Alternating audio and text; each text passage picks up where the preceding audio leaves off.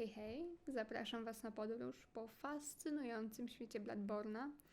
Po naszych lochowych przygodach przyszedł czas na zakończenie DLC, czyli czeka nas walka z 2 ostatnimi bossami.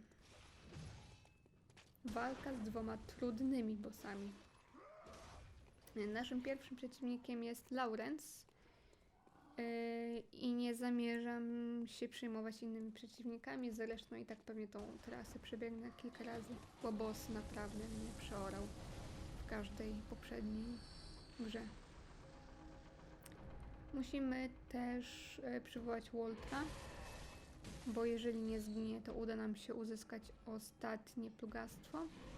Dlatego też wyekwipowałam dzwon Hulu, by móc go uleczyć w razie W. Tak, ale na pewno nie będę specjalnie ginęła, jeżeli zginie Walt, bo chciałabym po prostu mieć z głowy Laurensa jak najszybciej. Ogólnie na bossach chyba nie ma żadnego cheese'u. Wydaje mi się, że kiedyś dobrze działało na niego działo, ale ja działa nie używam, nie mam go zresztą wylewelowanego, więc nie miałoby sensu jego użycie. Przysłuchajcie się Ostowi, który jest tak na marginesie jednym z moich ulubionych ostów. I jeżeli przypadkiem puścilibyście w tym samym czasie ost Laurensa oraz ost Bestii Kleryka, to one by do siebie świetnie pasowały. Nie byłyby identyczne, ale harmonia jak najbardziej do siebie pasuje. No i ost Laurensa jakby nawiązuje do osta Bestii Kleryka. Co zresztą pasuje do teorii, no nie do teorii, tylko do tego wyciętego kontentu, w którym to Laurence miał być bestią Kleryka. No i oczywiście jest tekst, który wspomina o świętej krwi i ostrzeganiu przed nią. Co oczywiście pasuje do Laurensa, który żałował tego, że używał krwi i że powiedzenie Willema strzeż się starej krwi jest prawdziwe.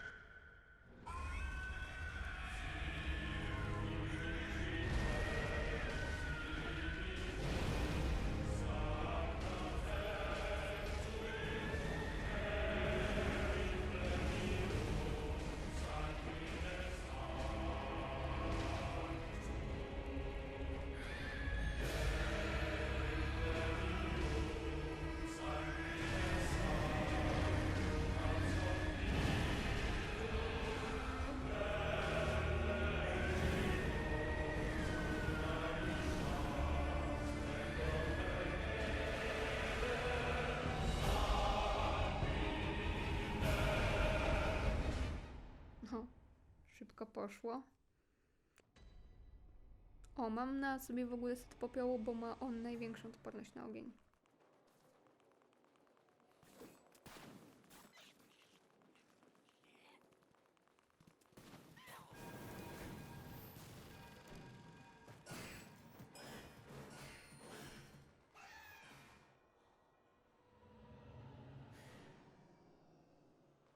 No to jeszcze raz.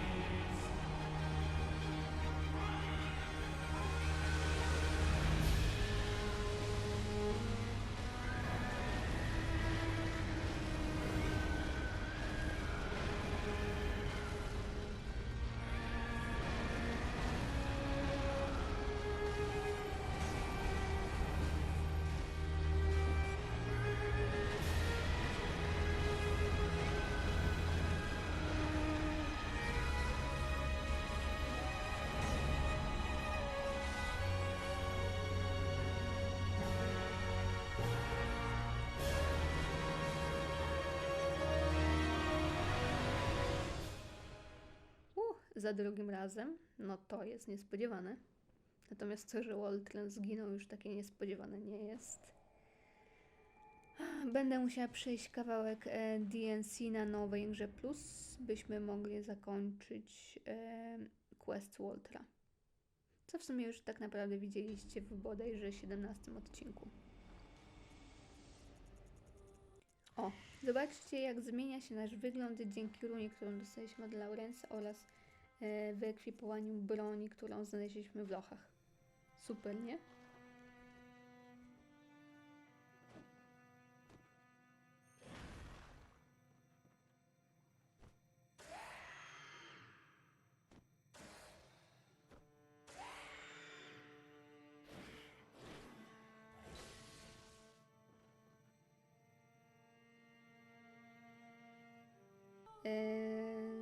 A teraz załóżmy na głowę coś, co nie zasłania nam widoku, bowiem kolejny boss będzie dosyć skoczny i przydałoby się mieć go cały czas na oku. A taki kapelusz z setu popiołu na pewno bardzo zaburza widoczność.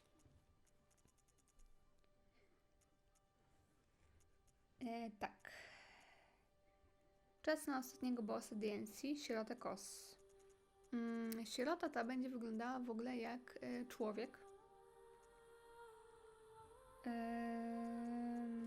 Ale pamiętajcie, co powtarzam chyba już po raz milionowy, że koszmar nie odzwierciedla rzeczywistości.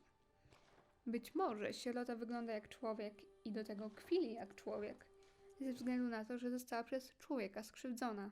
Została skrzywdzona przez tropicieli i przez uczonych z Byrgenwerth.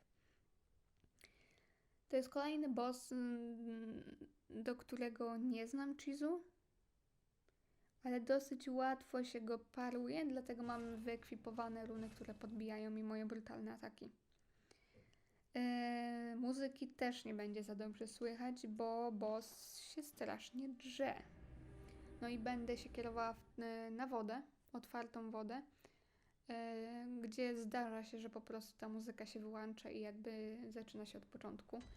A robię to dlatego, że na wodzie po prostu nie zostanę zablokowana przez skały czy inne drzewa.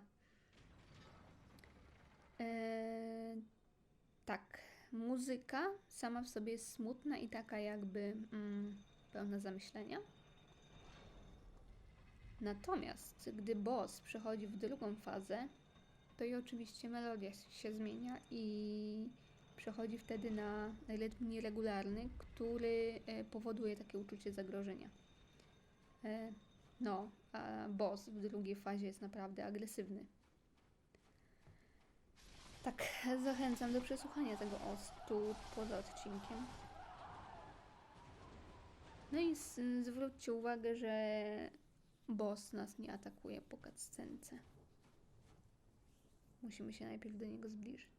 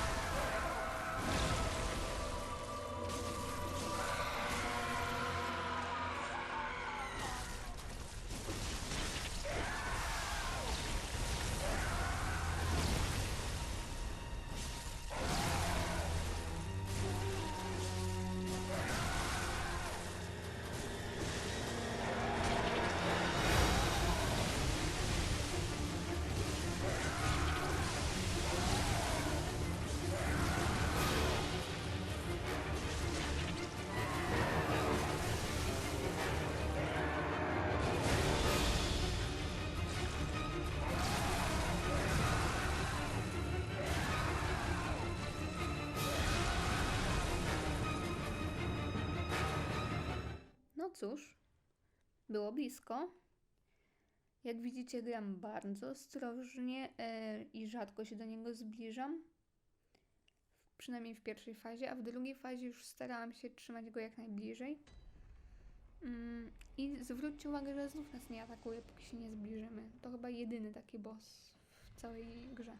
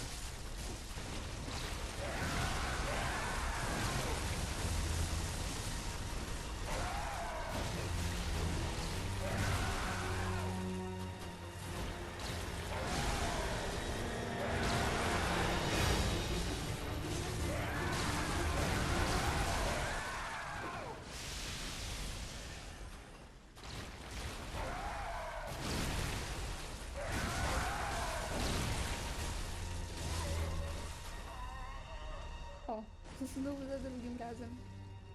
Dostaliśmy ostatnią broń, a więc i trofeum. I będziemy mogli jej używać tylko jeżeli wyekwipujemy, założymy na siebie runę otrzymaną od Adeline. Kiedy truchło kosa zostaje wyrzucone na brzeg, w jego wnętrzu wiją się malutkie pasożyty, nie żerujące jednak na ludziach. Aby użyć nietypowej broni, nosiciel musi poddać się ciasnemu uściskowi pasożyta i uderzać z zamachem. Pasożyt kos ponoć stymuluje widziadła zamieszkujące świetliste drzewa. A teraz słów kilka. Dlaczego uważam, że truchło leżące tutaj to nie jest truchło kos, a jej surykatki.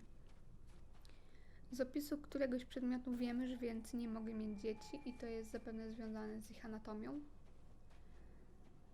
I dlatego wykorzystywali ludzi, żeby ci rodzili im dzieci.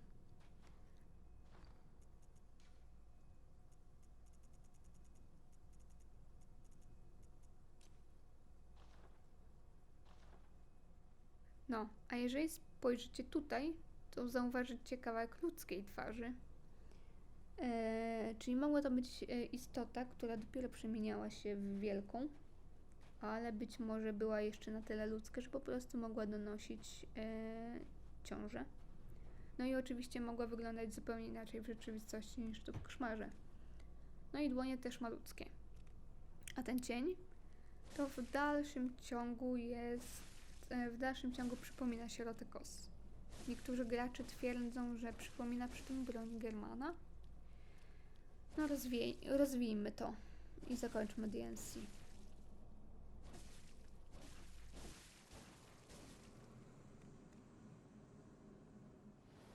Napis koszmar zgładzony w Bloodborne pokazuje się tak naprawdę tylko 2 razy.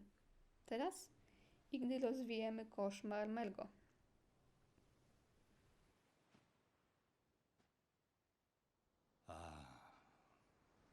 Sweet child of Kos, returned to the ocean. A bottomless curse, a bottomless sea, accepting of all that there is and can be. To mówił ten szaman z początku wioski rybackiej. No dobrze, udało nam się ukończyć DLC, które uważam nie należy do łatwych, ale przy tym uważam również, że zostało naprawdę dobrze zrobione. Posłuchajmy lalki.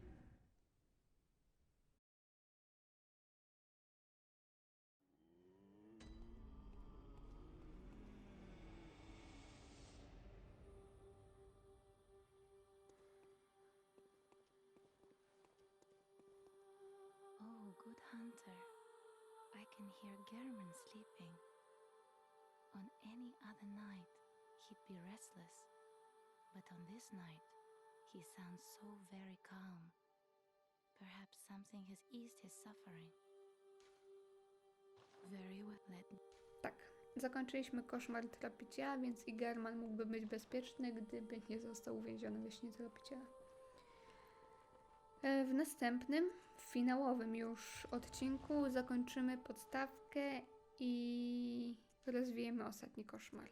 Pa, pa!